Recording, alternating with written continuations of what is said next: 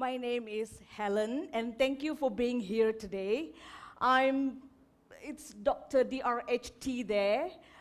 However, how much I wish it to be Helen of Troy, it is not, it's Helen Tan. Okay, now let's start with this picture.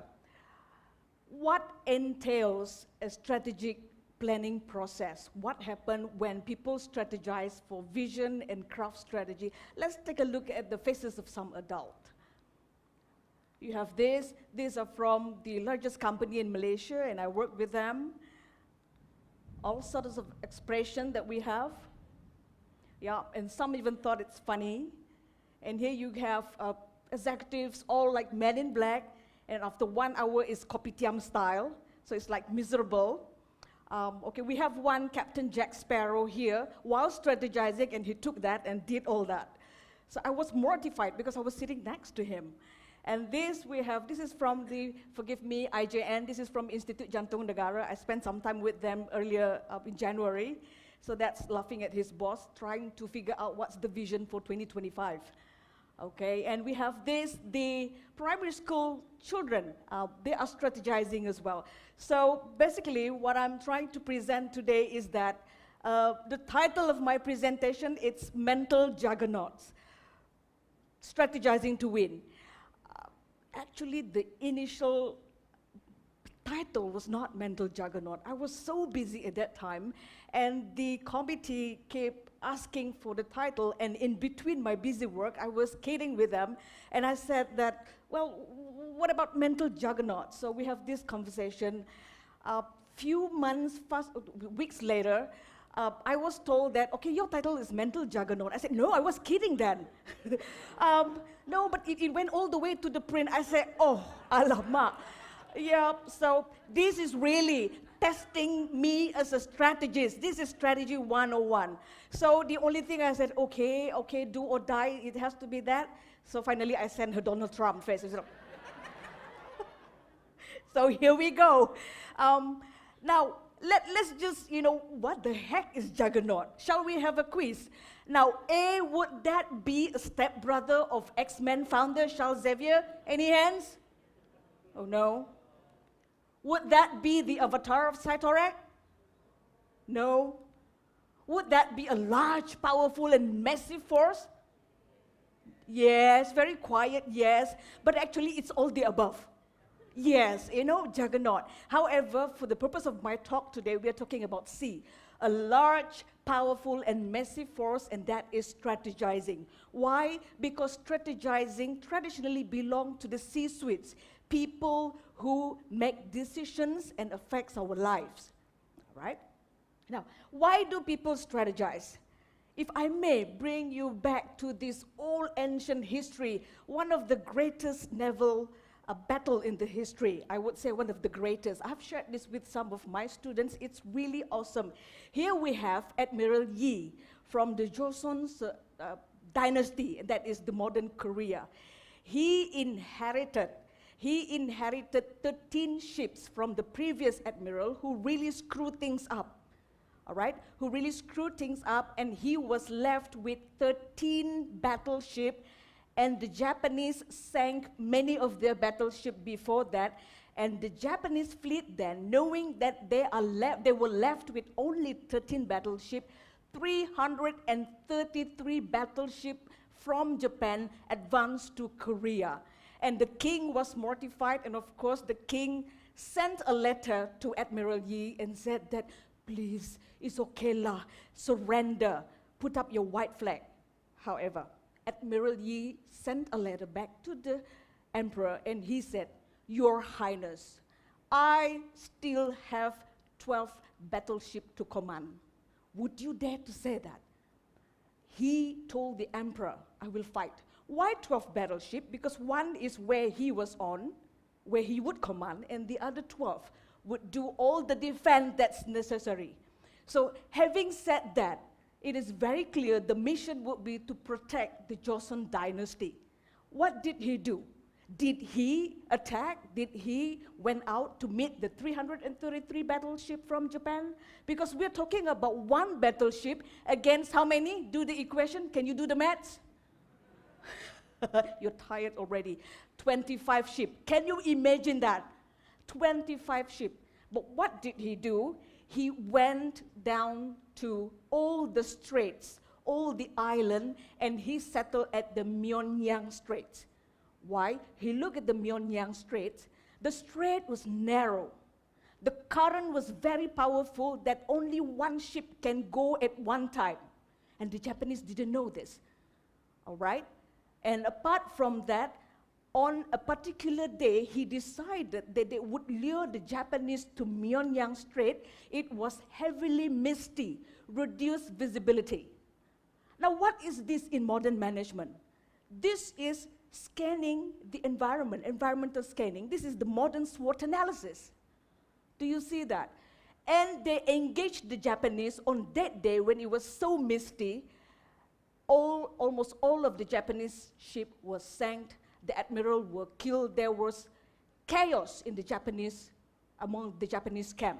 Now, actually, out of the 333 ships, 200 ships were bringing supplies for the ground forces that is ready to take on the capital city. The ground forces could not receive the supply. If anybody here read Sun Tzu, Art of War, that is the very thing that you do when you want to defeat your enemy. And what is that? Cut their supplies. Not only did Admiral Yi defeated the Japanese naval fleet, heavy casualty, he also ensured that the Japanese ground forces failed to invade the capital city.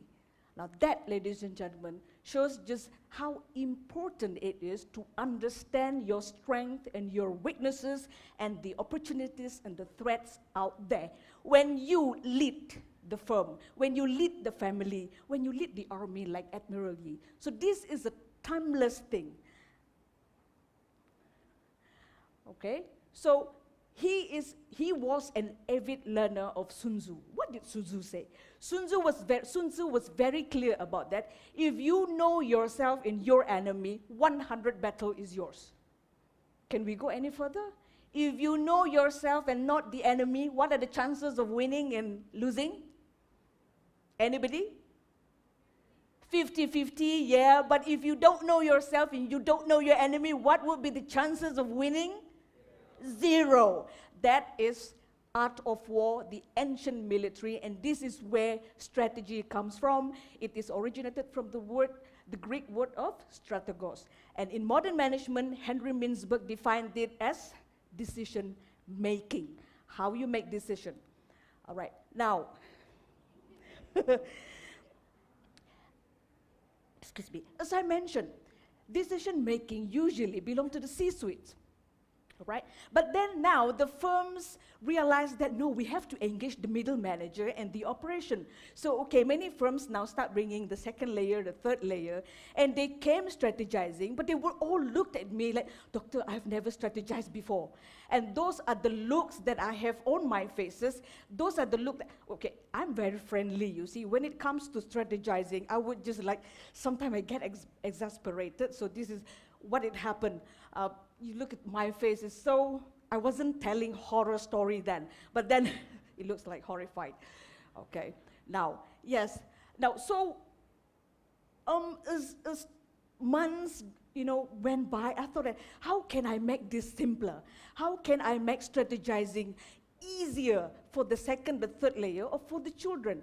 And then the idea came how to, you have a fusion of Art of War, the ancient military strategy, the art of war, and the ancient art of folding paper, origami. How many of you have tried origami before? Yeah, so I thought, why not? Because strategizing requires creativity. When people who come and sit for strategizing, where creativity took holiday, it's really hard to get things going. So we came with this idea together with my friend, Dr. Christy, my PhD student, Monica Chen, and my sister, she's here. Could you wave your hand, Monica Tan? Okay, so we invented the SWOT matrix strategizing tool for personal use. Why is it for personal use? Why is it not for like company? We call it like SWOT for company. Because people who come for strategizing are individuals. not company. If it's already inculcated in you, the art of strategizing, when you get together, it's just wonderful. So we have this. Again, it is very interesting, actually, when Admiral Yi, just now, how it played out, how he could defeat the Japanese fleet. Let's take a look at this three bubble. We always hear people talk about how to find your niche. Are you familiar with the word niche? Niche, like photo frame, the niche. A niche in a business. Niche in a business would be, this comes from a theory, a well-done research. Niche would be, all right, when you have the capacity and capability to offer, and there is demand for that, and your competitor cannot catch up with you yet. I'm using the word unable to catch up with you yet. So the key thing here is that you have to get there first, because they will catch up with you. Niche does not mean you will be there forever, but at least you get there first. Are you with me? All right? So that is what we call niche, and therefore the lesson would be understanding all these elements, not that far different from what happened hundreds of years ago. There you go. So here, now, I believe that you have one piece in your hand and you can do origami even though in semi-darkness. Would you just follow the video? Let's start, shall we? You can do that in semi-darkness. Let's do the folding, right? Why do we get into folding? Because origami really tap into that part of your brain, the creative part of your brain. Look at the S and W. You fold S and W first. The two flaps, you fold it in like this, and then you fold O and T in. All right, do you have that? All right. And then the next thing, you fold up the vision and core values. Fold it up, and then you see there is a slit there. What you do, you fold the last flap, and you just slit it in, and then you have something like a little heart shape behind. You have the SWOT matrix square. You would have this now in your palm, because we believe that this will be a tool that can help you to start your creative thinking process. Now, how do you do that? How you would use that? When you have this, when you go back to your office, wherever you're going back tomorrow, what you can do, open the first flap, and that flap there is asking you what your vision be. Now, the interesting part is that you can have 5 of this in front of you to be 5 different lives that they have been talking about since morning. Do you remember that? Live many lives, multitasking. Sure, no problem. You have the tools now on the how to do it. So you have that to be A, B, C, D. And the next thing, what should I do in order to achieve that? You open the other flap. That would be your mission. The mission would be your, the question there is, my mission is to be for who, everything is guided in here. And then you write down your core values. Core values would be the beliefs, the principles that will see you through despite whatever is happening out there. Okay, so you're good with that? The next step would be to open up the O and T flap. Okay, that's the vision.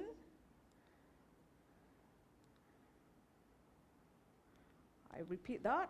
Okay, there's the O and T flap.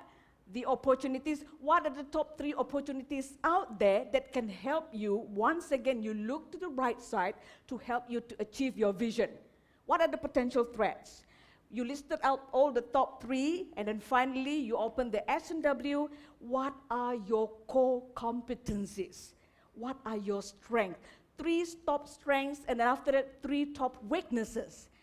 And then this is where you go to the strategizing part, where you have 4 quadrants in there.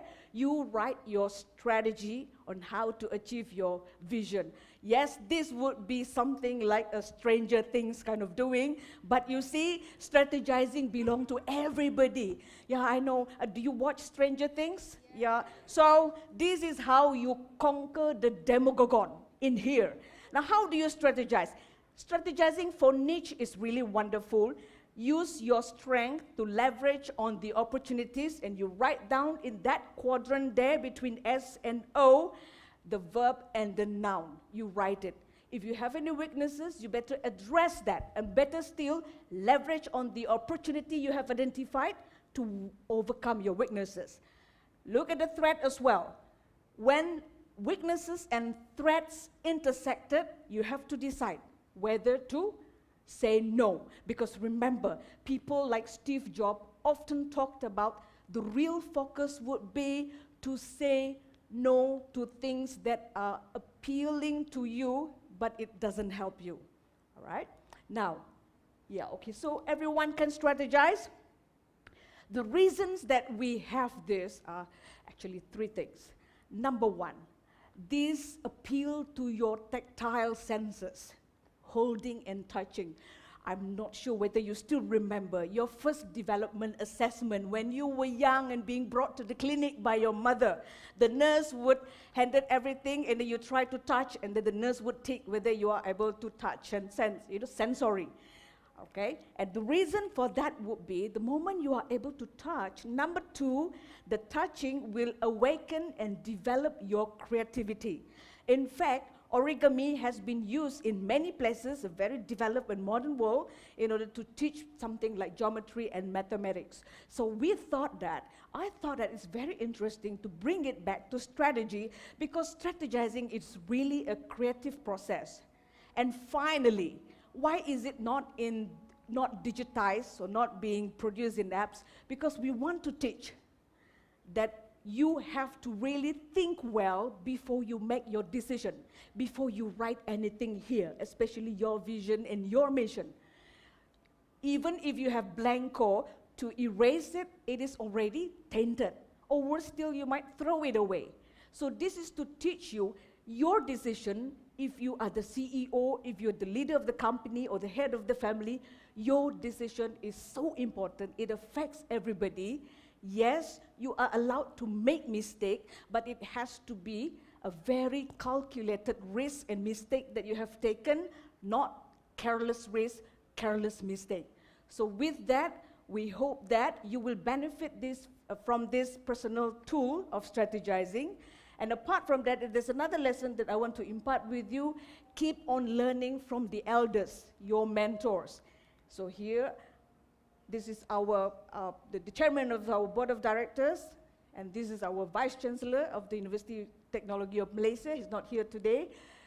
And these are the team that is helping me to prepare this tool. So we're very happy. We have copyrighted this, and we hope that you can utilize this for your strategy and for your bigger dreams and for your multitasking and many things that you want to do with your life. Thank you very much, everybody. Mwah.